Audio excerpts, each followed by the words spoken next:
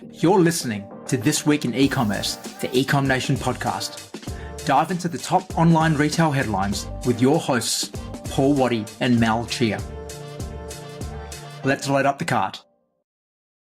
This Week in E-Commerce, episode 60, actually technically 61, because last week, we played a replay of a previous interview with Sam Morton from SKDA, but I am Mal Chia, back live again, and this week, with me is Arabella Clare. Arabella, how are you? Good. Third time lucky to be on this podcast. Very exciting. Yeah, and for a bit of a change, you are not at home. This is a bit of a role reversal. You're in Sydney and I'm in Adelaide, so... Yeah, I'm in Sydney for PayPal Connect tomorrow. So that should be really fun, learning about finance and technology and how those two can merge, and very interesting speakers as well. So keen for that. And then I'm flying back home on the late night. Should get in just before curfew. Look, I think PayPal are definitely trying to make some moves into the e-commerce space, which is great. I think everyone's trying to expand and do more stuff in here. So it'll be very interesting to see what comes out of this conference. So it did look very interesting. Too. Yeah, it should be good. Good mix of speakers. So yeah, and Paul is not with us, as you would imagine, hence why Arabella is here. Paul is finishing his vacation, so he's just finishing up in Port Douglas, I believe, and he'll be back on deck next week. But Arabella has been very kind to join me again. A very popular guest, always able to share a lot of fantastic insights on the show. So Arabella, it's good to have you back. Thank you. I do my best. All right. Well, we do have a jam-packed show. We've got many things to talk about, so we're going to cover it off as quickly as we can while still providing some insight into some of these topics. So we're going to range from the not so good, and then we're going to finish off on some very interesting and kind of fun news, which I kind of liked with some of my favorite brands. So, but first of all, Harrods, which has been a 40-year bastion of the women's luxury fashion retail world in Australia, has gone into liquidation. So they recently announced that they were going to fall into liquidation, owing over $16 million in debts, including $30,000 to Victoria Beckham, $34,000 to Tom Ford, amongst many, many other brands, most of whom will not see much of that. Arabella, what do you think? This is just a symptom of a retailer running its course in its market, or do you think they're just a victim of the cost of living pressures which everyone seems to be facing? I think it's a bit of everything, and I'm kind of coming at this from a bit of a weird angle. I have never heard of Harrods, and I love my fashion. And they're a 40-year institution that I've absolutely never heard of. They've got flagships in Sydney. I've been in Sydney for almost all my life, or at least 2/3 of it, and never come across them. So why is that? So maybe that is the question. So is it a demographic issue? Is it they just haven't been doing as much online? They haven't been as active in the spaces that I'm active in? What do you think is why do you think that I've never heard of them? Or lots of people that I've talked to have never heard of them. Okay, well, here's an interesting question. Well, this is my take on it. My take on it is that Harrods became really popular when they started about 40 years ago because they were one of the few retailers who were bringing in a lot of very, high-end fashion brands, like Tom Ford and other brands which people hadn't heard of before. And that was one of the few places you could get it from. And this is obviously pre-internet as well. So the only place where you could buy high-end fashion was generally in department stores, and none of the international brands really had local boutiques. So they would only sell into department stores and retailers like Harrods. So they were very popular back then. But in the last 10 or so years, you can see with a lot of the luxury fashion brands now opening their own stores, bricks and mortar stores in Australia, has taken away from that. Plus also the rise of online shopping, but then also the shift towards fast fashion as well, with the rise of the Zaras and the Sheins, the H&Ms, with people being able to shop from lower cost options. Tastes have changed, but then also these brands have been able to come in and sell direct to consumer. So that's kind of why I think you may not have heard of them before, because I certainly have heard of them, but I'm also, much older. So. But then, I mean, I guess, they're a house of brands. So is David Jones, so is Maya. So there's a few others on the list that you can list off. So is it a differentiation issue? Like, what did they have that differentiated them with, like, compared to these kind of, I suppose, larger household names, or certainly, ones that do a lot more advertising? Yeah, and that's a really good point. Like, how do they differentiate? Like, how do these multi-brand retailers in this market now compete? You either Mm, need to be so niche and specialist that the bigger players like David Jones, the big box retailers, wouldn't want to touch your offering because it's too niche, or you need to be big, I think. yeah, yeah. I mean, it's a shame, but I guess it's like, it's one of these things that we've spoken about before. It's less adapt and die nowadays. It's more differentiate yourself Mm, or die. yeah. It's a lot more competitive. So yeah, it's a shame. I mean, I know that they had kind of entered into, or they were going to be transforming their stores, or had plans to transform their stores, maybe six months or 12 months ago. Potentially they saw some kind of blood on the water at that stage, and that's kind of led to this. But I did read that they've got something like 12, like something close to what they owe, what they owed to them. So I think net they're slightly plus, but it's not by much. It's only like a couple of 100,000. And that's only if you But can actually recover that as well. exactly, yeah. So what happens to that inventory though? I mean, their stores are apparently closed. Online's just a landing page, not trading. So what happens in a situation like that? So, do you return the inventory to Victoria Beckham and Well, that would Tom need to. Ford and things like that? Not really, because they don't really want the inventory back. So I'd probably someone buys it for cents on the dollar.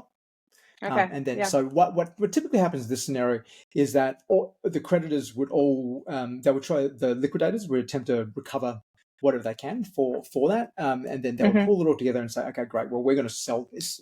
We're going to liquidate all these assets, including the stock, and whatever is made from the sale of all those assets, they would then, depending on how much is made, they would then compensate all the creditors with whatever they made. So if there's 16 million outstanding, if they made 1.6 million from the sale of everything, they'd make 10 cents on the dollar. So everyone would get 10 cents on what was owed. So Victoria Beckham's owed 34,000. Her company would get 3,400. Yeah. So So what you're typically saying is that's there sort might of be some good deals on Victoria Beckham and Tom Ford there floating might around in be, the there next might few be. months. Okay. All right, good to know. Chances are it's probably going to be someone like maybe someone like a Catch, I'd say, someone like a Catch, or potentially an Oz Yeah. Sale, who would go in and buy that stock, a large volume, and try to sell that. I think when you look at some of these marketplace sites who are selling designer items, that's probably where they're getting the stock from, I'd imagine. If they're not, then that might be a great opportunity for them to start looking at buying distressed inventory and Yeah. selling it for cheap. You heard it here first. Yeah. So if someone hasn't done that already, have a think about it. It was very interesting, actually. That I was at the Retail Fest roadshow. I was sitting with some eBay sellers and just listening to their business model, where they're literally just like looking for cool stuff and going to like thrift shops and buying it and refurbishing and selling it online. That's kind of what they're doing. So this is Yeah. very similar. I also talked to some at the retail roadshow, and yeah, apparently like the collectibles, like the free kind of Woolies and Coles collectibles, sell Hmm. for like so much money, because obviously like driven by kids wanting the full set, I guess, Yep. of like whatever it is. But yeah, interesting, really interesting kind of like eBay economics. I'm sure you could, like, the writers of Free Economics should do a kind of spin-off. No, that was a great book. Yeah, That was a great book. it was a great book. All right, moving on to our next story. It looks like Temu are going to run some problems with their Southeast Asian expansion, particularly in Indonesia. Now, this was really interesting because I saw that Southeast Asia have actually essentially blocked Temu. So they have rejected Temu's company registration in Indonesia, which is now going to prevent them from actually trading in Indonesia. Now, Indonesia, as you probably know, is a very protectionist government. They Mhm. do enact a lot of things to essentially stop competition from foreign forces to come in and destroy their local economy. Obviously, Indonesia, not exactly, very much a third world country. So needing some of that protection to allow their local market to be able to grow. So what they've done is essentially come in and rejected Temu's registration, so Temu's not going to be able to operate there. So pretty bold move, and something which Paul and I have talked about previously about Temu doing something, about Australia potentially looking at more protectionist measures to be able to stop Temu. Again, the US doing that with removing the de minimis exemptions for low value products from China. So again, like, do you think this is going to stop Temu? I mean, it's interesting. I mean, I'm interested to know, I guess, from Indonesia's perspective, is Temu seen the same way that we see Temu? As in, is it undercutting kind of small and middle-sized businesses there, or is it something kind of like cool and new and like kind of almost aspirational to buy from Temu? I would probably Like, say it's the former. That's okay, their entire business model. Like, yeah. yeah, I think something which costs 35 cents is hard to make that look aspirational and luxury. Yeah, I mean, I'm only kind of looking at, when Amazon came into like Australia, that was like not necessarily, it was like, it's obviously competition, but it's also seen as something cool that we finally had Amazon and everyone wanted to buy from Amazon, which has been going for ages and ages overseas. So it's interesting just to kind of understand whether or not the kind of the market perception of Timo is the same over there. But yeah, I mean, look, I don't think it is, unfortunately. I think it would need I think it's got too much momentum to keep going. But yeah, interested to hear what you and Paul's kind of thoughts are as well on it. Look, my thoughts are, I think that this is kind of the beginning, with a lot of companies starting to see what is actually happening there and what Temu is doing to their local industry. I was just Yeah. in the USA last week at the Klaviyo Partner Summit, meeting with a few different retail partners over there.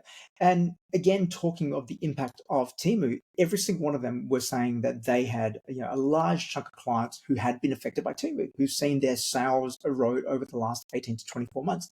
And these were partners from all around the world. So not just partners from the US, but partners from Europe, partners from APAC, partners from Japan. Everyone is seeing the impact of Temu.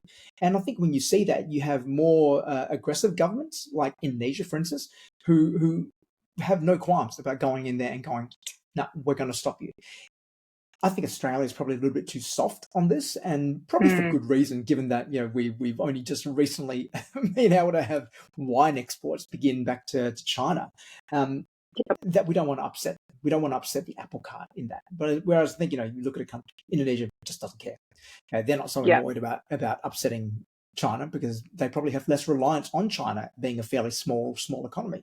Whereas Australia, where we fit in the geopolitical scheme, we still do rely on China quite heavily for trade, even though at a political level, they're probably more of an adversary. So that's something which why we have been a little bit slow, I think, to adopt some of these more aggressive stances to China and Temu. But I think eventually we need to. Otherwise, we are going to see a continued the continued erosion of our local retailers. Is there another strand to it as well? I mean, like, I've never actually shopped on Temu because I kind of like, I'm a bit scared in terms of like, if it seems too good to be true, it usually is. And like, you can go on Temu and you get a $200 like gift voucher or gift card essentially. And it's like, well, if the product is free, then you are the product. So where's your data going, and how is that being protected, and what's going on with that? So is there another kind of like strand that we should also be looking at, apart from like the erosion of obviously like small and medium-sized businesses and the economy of that kind of thing? So what do you think? Is it also kind of just ties into a bit of a TikTok, what we're talking about TikTok as well? Yeah, look, I think with from the data side, who knows? Who knows, right? Like anytime you use an app from a company which is partially owned and backed and and supported by the CCP, your data is probably being used somewhere in some malicious way. There's kind of no two ways about that. Yep. I would say anyway, but it's whether you care or not, right? And some people do care, some people don't care. I do care, so I don't tend to spend a lot of time on TikTok. Yeah, and Matt and I use a completely different login from TikTok on a different device.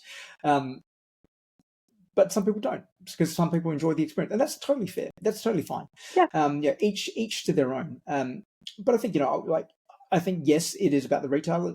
Yes, it will damage the local economy. But like I've said often, part of the the Temu play is to support the Chinese manufacturing industry, to ensure that those Hmm. factories keep working so that they can keep employing people, which is going to allow the CCP to continue to pull another 250 million people out of poverty, which it needs to in the next 20 or so years. And it can't do Yeah. that if those factories aren't operating. Yeah. I mean, it's not just, yeah, it's many, many strands for this. Yeah, It it's really is. It interesting. is. Yeah. Look, I think it's not just as cut and We dry could have a whole as episode on this. yeah, I've talked about this many times. Yeah. But just thinking about, that's what we're competing against. And I got Yeah. asked when I was in Boston last week. Someone asked me, it's like, what's the business model? So there is no business model. They're not trying to make a profit. They're just trying to Mm. support the factories. If they break even on it, fantastic. That's a huge win for them. But they don't care, because it's about supporting them. And eventually, if this keeps going the way it is and people continue to keep buying these goods, they're going to put all the local businesses out of, local retailers and local manufacturers out of business, which means that they become the only game in town. Yeah. Scary. That's kind of playing the long game of that. So anyway, moving on, we're going to talk about a brand which I really love, and I don't think we've really talked about them too much, is Ultra Football. Now, Ultra Football, are you familiar with Ultra Football, Arabella? I have to say I'm not, but then again, when anyone says the word football, my eyes tend to kind of glaze over. So, please introduce me to, and yeah, I'll So try to stay when focused. now we talk about football, we're talking about the proper football, like soccer, not footy. Yeah, So let's just make that clear. So Ultra football. Yeah, Football cool. is a retailer. They've got a bricks and mortar store, and they also have an amazing online presence. Matter of fact, their Sydney store is just down the road from our office in Alexandria. And what they are is that they are pretty much just a temple to football, a temple to the sport of soccer. If you go there, it's an amazing store laid out into like the different. There's an international zone, there's a club zone. They've got like indoor futsal pitches where you can go there and just bring a ball in and play a game. They've got all the latest shoes which you can try on. They've got all the latest kits, all the latest technology to play around with. It is a real, it's a feast for the senses if you're into Yeah, football. I imagine my 5-year-old would go absolutely crazy if he went in there. He would absolutely love it. But anyway, they are doing something really interesting, and this is, I found, quite interesting because they are celebrating their 10-year milestone in 2027, and they've just released their new brand direction. And they're really evolving the brand from being just about being a football retailer. And again, like I said, their stores are amazing. They're next level. Their website yeah, also amazing, next level. You can get things there which you just can't get anywhere else. But they're now introducing the new Ultra Football 11 brand direction, which is they're now going to be supporting 11 emerging elite athletes through sponsorship profile and collaboration opportunities. They're also going to be getting more involved into grassroots soccer, collaborating with a charity called One Ball to help develop football participation for children aged 5 to 17. And they're also working with Adidas to come up with their very own custom kits, which you can buy from them, as well as publishing a zine. So I think I look at this, for me, I look at a brand like this and going, do you know what? We're not just about selling stuff. We are yeah, passionate about growing the sport of football, and we want to be more than just a retailer. We want to build this from the ground up. And you see this happening with some retailers, like particularly in running. There's a few who kind of dabble in this space. But what they're doing is like, this is like a full-throated. We want to be the store which supports football at every single level in this country. And I think it's an amazing move from a brand to really elevate you from outside just, I'm selling replica kits, to actually being, well, I'm going to support you because you support the sport. yeah. No, I think that's amazing. I mean, the brands who are definitely going down that, who've started on that experiential path a lot earlier than everyone else is currently picking up on, making those stores a real destination, and making it fun and engaging, and like somewhere to actually go and spend time, and then building on that to be like, it's not just what we sell or what's in our stores, but it's actually what we stand for, and then rolling that out in these kinds of initiatives, because it ties into that human emotion, and that's what's so powerful. So you have a really memorable experience in the store, but then again, you feel good about buying from the brand because they are supporting these communities and supporting these initiatives. So you feel, yeah, it's a really good all-round feeling. Very hard to achieve. obviously, and you need to kind of economies of scale with it, obviously. But fantastic to see brands going down that way. And I think it's definitely the way to go. Yeah, and I highly recommend if anyone is in Sydney or Melbourne and happens to go past one of their stores to actually just take the time to step in there because it is really just an experience in terms of how they've taken the retail experience to actually being an experience, not just browsing aisles and endless aisles, but actually going in there and experiencing the brands, actually being able to Yeah. fully immerse yourself into what they stand for, which is all about football. So that's brilliant. I love it when anyone kind of does this and goes like, "Hey, hang on, this is our mission, this is our purpose. We just happen to sell stuff as well, but Yeah. really, this is what we're about." And now they're really putting that stake in the ground, saying, "Our purpose is to grow the game of football in Australia." Amazing, and we just happen to sell a whole lot of stuff, which is going to help you on your journey.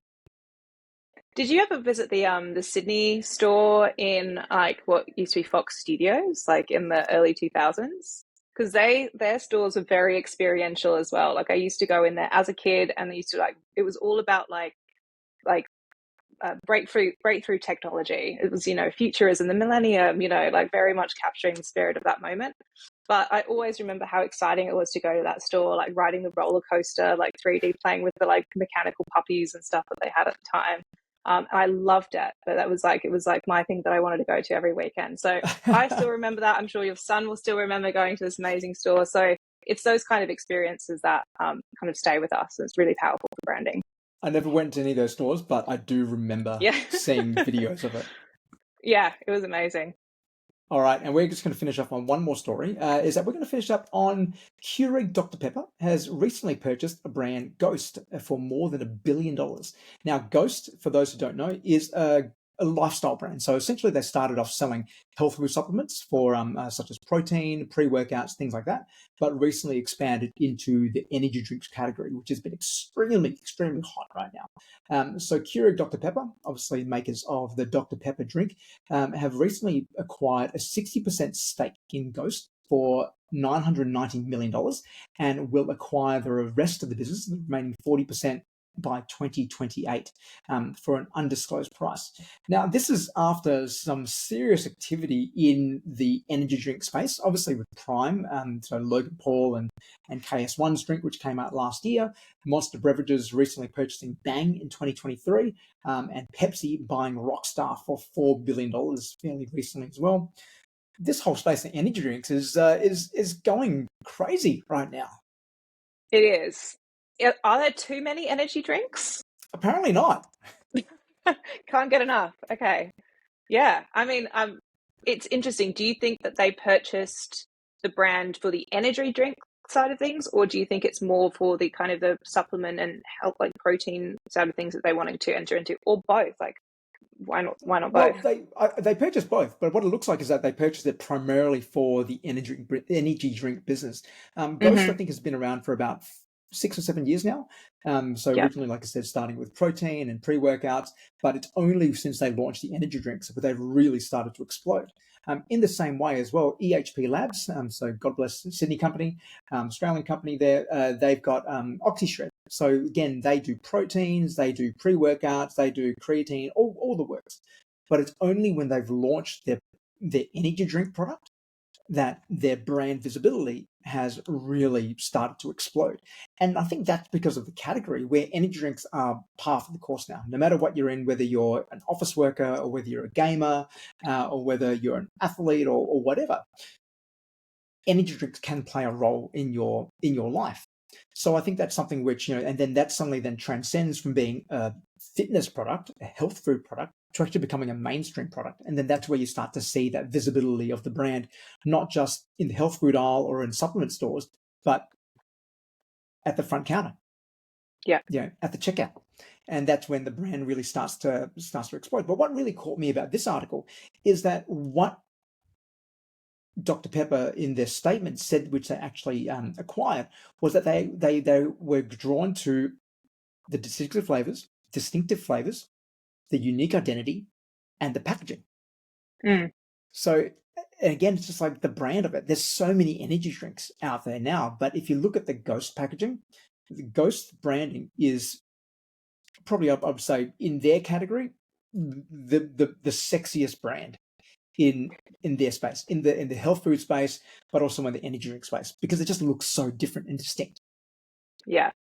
It's certainly very bright. And then I did read some of the flavors. It was like heart attack blueberry or something like that. I don't know, like Yeah, and they do a lot electric of peach or something. Like it's for me, it sounds awful, but there will be like for me, probably 15 years ago, it would have sounded delicious. So, look, but so they do I'm sure it's collaborations as I'm well. probably not the demographic who's going to be drinking it, but yeah, I think it's very bright. It would definitely stand out against those kind of the rock stars and the monsters, which are very dark. This is a lot more almost like border, like maybe it's kind of more bright and potentially like angled more towards like the feminine market, in those kind of colors. But Look, I yeah, think you're right, and I was talking about this with someone the other day about the Ghost brand, where while they started off as being a brand for bodybuilders, so to speak. You look at the advertising at the start, a lot of guys like with lots of muscles, bodybuilders, clearly on some gear. But having that softer branding with like the really distinct, the bright colors, the patterns, the crazy, the fun, starts to appeal to a different market. So yes, while it is a product for that hardcore fitness person, because of the design, it's actually a bit more accessible, because someone who isn't necessarily in that market would be happy to try it, because it looks like, well, it looks like fun. You've got yeah, flavors like electric limeade, they've got sour patch, blue raspberry. They did a collaboration with Welch's grape soda, which I love, by the way. So same. yeah, it just makes it a whole lot more accessible. Yeah. No, I mean, it's certainly would be capitalizing on a trend that I've certainly picked up on, like it's in social media, like protein, talking about protein and protein powders and introducing those into your routine and workouts and everything has historically been more of a thing targeted at men. And now Hmm. I'm seeing way more influencers and way more reels on, Instagram and everything talking about how to incorporate, how women can incorporate it into their daily Yeah. routines and everything. So I think it's definitely swinging that way. And certainly some of the clients that we're talking to who kind of deal in that kind of health and wellness and supplement area are certainly seeing that more women are buying their products than ever before. So yeah, maybe that's what Dr. Pepper's already kind of seen and identified as going for it. All right, Ghost, a great buy, I think, and I think a brand which is going to continue to grow. And before we wrap up, Arabella, I just want to make a quick mention, because this happened earlier today. It was news that Mosaic brands have gone into voluntary administration, so unable to secure a deal with their creditors, are now looking to go into voluntary administration in order to restructure. Now they are going to continue to trade over the holiday period. No immediate plans to do anything drastic, I would say. Obviously, going into this, hopefully they can actually generate the sales to be able to maintain the business. But it's never great when a brand goes into administration. I'm glad it's a voluntary administration, so hopefully they can find a way out of that. I just thought it'd be remiss of us not to talk about this before we wrap up the show. Yeah, absolutely. I mean, I think, is it a victim of the cost of living and fashion kind of situation that we're seeing, or is it, a focus too much on physical stores and not enough on online, or is it really just not enough differentiation between the brand, like with the brands that you have in your portfolio? I know they offloaded 5 or kind of wound down They tried 5 to, or yeah. 4 or 5 Yeah. or tried to. And I think that's But part of the restructure. yeah, okay. So it's Mm. unfortunate because a lot of those brands have been going around for a long time, like Nonny Bean, City Chic, Yeah. and things like that. And obviously, I through my networks, I know lots of people who have worked there or have who are working there or who have Mm. worked there. So yeah, it's always really sad to see kind of a bastion of like a parent company like that going into voluntary administration. But they have been around for a long time. They've got a big name, so who knows what's going to happen with that? How do you think what's going to be the next step for them? Well, I think what you said before about what went wrong, yes, tick, tick, tick. Mm, They failed to see the trend with online, particularly through COVID. yeah, There's increased competition in the space, and then you said a third one, which resonated with me, which was the first point you made. But I thought, great points, and I think that is absolutely what's happened to them. So I'm very interested to see what happens over the next weeks and months, if they can trade through this period and be able to restructure and yeah, secure the long-term survival of the company. yeah. We'll have to keep you posted on future episodes. We will. All right, Arabella, thanks for joining me again this week. No We'll be back next worries. week Thank you. with This Week in E-Commerce. Bye.